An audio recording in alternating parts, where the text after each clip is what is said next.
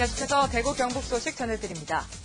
대구 성서경찰서는 달서구의 한 새마을금고에서 고객명의 예금을 담보로 허위 대출 서류를 만들어 불법 대출을 받는 등 13억 7천만 원을 횡령한 혐의로 직원 35살 서모 씨를 구속했습니다.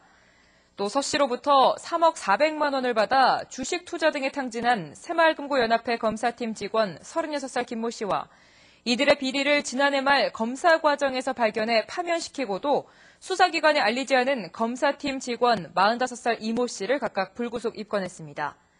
한편 새마을금고에서 잇따라 터진 대형 횡령 사건에 단골 고객의 예금 담보대출이 사용된 것으로 드러났습니다. 대구시 달서구 새마을금고 서모 씨는 단골 고객의 예금을 담보로 43차례나 불법 대출을 받았고 지난 1월 대구시 동구 모 새마을금고에서 발생한 16억 횡령 사건도 단골 고객의 예금 담보 대출이 횡령 금액의 대부분을 차지했습니다. 경찰은 주로 노년층 단골 고객들이 직원들과의 친분을 믿고 도장과 신분증을 맡긴 것이 범행의 가장 큰 이유였다며 주의를 당부했습니다. 계명 아트센터와 천마 아트센터에 이어 제3의 아트센터가 대구에 등장했습니다. 동구문화체육회관이 아양아트센터로 이름을 바꾸고 전문 공연시설로의 변신을 꾀하고 있습니다. 윤태호 기자가 취재했습니다.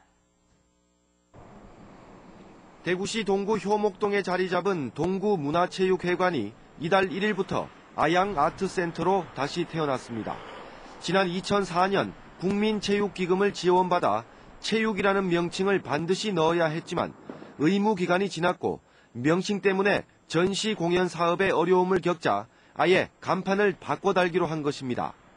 아양아트센터는 이름에 걸맞게 전문화된 공연장으로의 변신을 준비하고 있습니다. 아양아트센터만의 특색으로 손꼽히는 뮤직 드라마와 바로크 오페라는 계속해서 만들기로 했습니다. 구립 공연장으로서 적은 예산으로 가장 효율성을 높일 수 있는 게 이 두 분야고 작품 생산기지 역할도 할 수 있다는 겁니다. 이 무대가 무용에 적합하다는 평을 받고 있는 만큼 대관 공연은 무용과 어린이 작품에 초점을 맞추기로 했습니다. 저희 공연장이 무용 공연에 아주 적합하다는 그런 평을 받고 있습니다. 음향이라든지 무대 구성이라든지 그래서 향후는 저희들이 보다 무용 공연을 위한 전문 공연장으로 또 지향을 하고 있습니다. 이에 앞서 오는 9월에 세계적인 피아니스트 백건우 독주회를 열고 연말에 광주 시립발레단의 호두까기 인형을 무대에 올려 대구뿐만 아니라 다른 지역에서도 찾을 수 있는 공연장으로 거듭나겠다는 계획을 추진하고 있습니다. MBC 뉴스 윤태호입니다. 전국 시도의회 의장협의회와 균형발전 지방분권 전국연대가 지방분권 촉진을 위한 협약을 체결했습니다. 두 단체는 지방분권형 개헌 추진과 정당 공천제 폐지, 세원 이양과 강력한 지방분권 추진기구 설립 등 10가지 정책 의제를 채택하고 지방분권 정책으로 공론화해 나가기로 했습니다. 또 박근혜 정부가 지방분권 정책을 핵심 과제로 추진해 줄 것을 촉구했습니다. 달구벌 대구시와 빛고을 광주시가 달빛 동맹 강화에 나섰습니다. 김범일 대구시장과 강훈태 광주시장은 서로 상대방 시청을 찾아 시정 업무 보고와 지역 각계 인사와의 간담회, 주요 시책 추진 현황을 방문하는 일정을 소화하는 등 이를 교환 근무를 했습니다. 양 시장은 이에 앞서 경남 함양에서 군공항 조기 이전과 88고속도로 조기 확장, 대구에서 광주 내륙철도 건설 등에 협력할 것을 약속하는 협약식을 가졌습니다. 1,500여 명의 경북 지역 교사들로 구성된 역사교과연구회와 지리교과연구회 등이 일본 정부의 왜곡 역사 교과서 검정 통과를 강력히 규탄하고 결의문을 발표했습니다.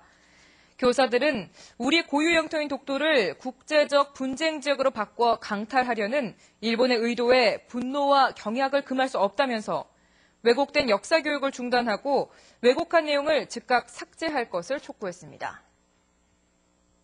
최양식 경주시장이 박정희 기념공원 조성을 추진하겠다고 밝혀 논란이 일고 있습니다. 최 시장은 박 전 대통령은 보문 관광단지를 조성하는 등 경주 발전에 공이 컸다며 경주에 박 전 대통령의 업적을 기리는 기념공원을 조성하겠다고 밝혔습니다. 이에 대해 일각에서는 최 시장이 내년 지방선거와 각종 국책사업 추진을 앞두고 현 정권에 줄을 대려 한다는 지적이 나오고 있습니다. 오늘 새벽 0시 10분쯤 대구시 수성구 황금내거리 부근 도로에서 36살 이모 씨가 몰던 외제 스포츠카가 도로를 건너던 39살 이모 씨를 치어 이 씨가 그 자리에서 숨졌습니다. 경찰은 숨진 이 씨가 무단횡단하다 사고를 당한 것으로 보인다면서 스포츠카를 국과수에 보내 과속 여부를 조사할 방침이라고 밝혔습니다.